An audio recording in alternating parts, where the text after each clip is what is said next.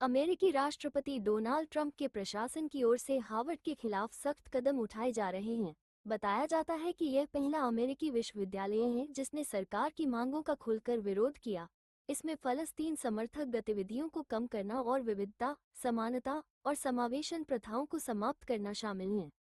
Trump प्रशासन ने Harvard university को $450 मिलियन (3,831 करोड़ रुपये) की अतिरिक्त अनुदान राशि की कटौती करने का फैसला किया है। एक संघीय यहूदी विरोधी टास्क फोर्स ने मंगलवार को हार्वर्ड को पत्र लिखकर कहा है कि 8 संघीय एजेंसियों से अनुदान रद्द किए जा रहे हैं।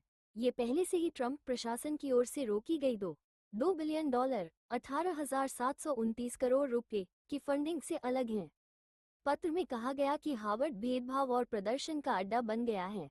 इसे अपनी शैक्षणिक उत्कृष्टता की विरासत को पुनः प्राप्त करने के लिए कठिन संघर्ष करना होगा। पत्र पर शिक्षा विभाग, स्वास्थ्य और मानव सेवा विभाग और सामान्य सेवा प्रशासन के अधिकारियों ने हस्ताक्षर किए। इन हाउस समिति की जांच में इलाहाबाद हाई कोर्ट के न्यायाधीश न्यायमूर्ति यशवंत वर्मा के खिलाफ आरोप सही पाए गए हैं। इसके बाद उनके खिलाफ एफआईआर दर्ज करने की मांग को लेकर सुप्रीम कोर्ट में याचिका दायर की गई है। याचिका वकील मैथ्यूज नेदुम्प्रा और 3 अन्य ने दायर की है। याचिकाकर्ताओं का कहना है कि अब जांच पूरी हो चुकी है, इसलिए न्यायमूर्ति के खिलाफ अब आपराधिक कार्रवाई में देरी नहीं होनी चाहिए। नकदी बरामदगी विवाद मामले में इलाहाबाद हाई कोर्ट के न्यायाधीश न्यायमूर्ति यशवंत वर्मा की मुश्किलें कम नहीं हो रही हैं। इन हाउस समिति की जांच में उनके खिलाफ आरोप सही पाए गए हैं, जिसके बाद अब उनके खिलाफ एफआईआर दर्ज करने की मांग को लेकर सुप्रीम कोर्ट में याचिका दायर की गई है। इन हाउस जांच समिति द्वारा न्यायमूर्ति वर्मा पर आरोप लगाए जाने के बाद सुप्रीम कोर्ट के मुख्य न्यायाधीश संजीव खन्ना ने उनसे इस्तीफा देने के लिए कहा था। हालांकि न्यायमूर्ति यशवंत वर्मा ने इस्तीफा देने से इनकार कर दिया। इस पर सीजेआई खन्ना ने राष्ट्रपति द्रौपदी मुर्मू और प्रधानमंत्री नरेंद्र मोदी को पत्र लिखा। सुप्रीम कोर्ट के मुख्य न्यायाधीश सीजेआई जस्टिस संजीव खन्ना के सेवानिवृत्त होने के बाद आज जस्टिस बीआर गवई देश के 52वें सीजेआई का पद ग्रहण करेंगे। जस्टिस गवई का कार्यकाल 6 महीने का होगा।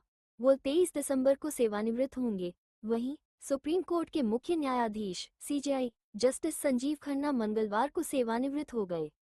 जस्टिस खन्ना ने कहा, वो सेवानिवृत्ति के बाद कोई आधिकारिक पद नहीं संभालेंगे, हालांकि वो कानून के क्षेत्र में काम जारी रखेंगे। भारत के अगले प्रधान न्यायाधीश सीजेआई के तौर पर न्यायमूर्ति भूषण रामकृष्ण गवई आज पद संभालेंगे।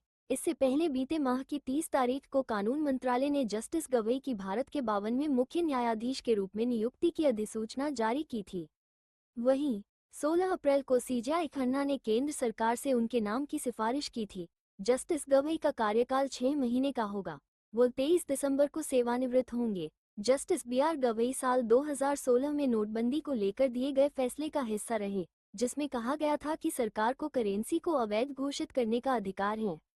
इसके अलावा जस्टिस गवई बुलडोजर कार्रवाई के खिलाफ दिए आदेश का भी हिस्सा रहे और इलेक्टोरल बॉन्ड को लेकर फैसला देने वाली पीठ का भी हिस्सा रहे। सीधी जिले के ग्राम सिरसी के रहने वाले बोलेरो चालक पन्ना कुमार यादव पर एक शादी समारोह के दौरान जानलेवा हमला कर दिया गया।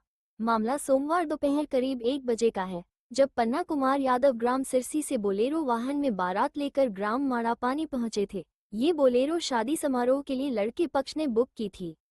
घायल पन्ना कुमार यादव ने बताया कि जब सभी बाराती नाश्ता कर चुके थे, तभी उन्होंने एक व्यक्ति से पानी मांगा। इसी मामूली सी बात पर वो व्यक्ति आग बबूला हो गया और अचानक उनके सिर पर लाठी और डंडे से हमला कर दिया। इतना ही नहीं, पास में रखी चाकू से भी सिर पर वार कर दिया गया, जिससे पन्ना कुमार गंभीर रूप से घायल हो गए। उनके सिर से खून बहने लगा और हाथ पैर में भी चोटें आईं।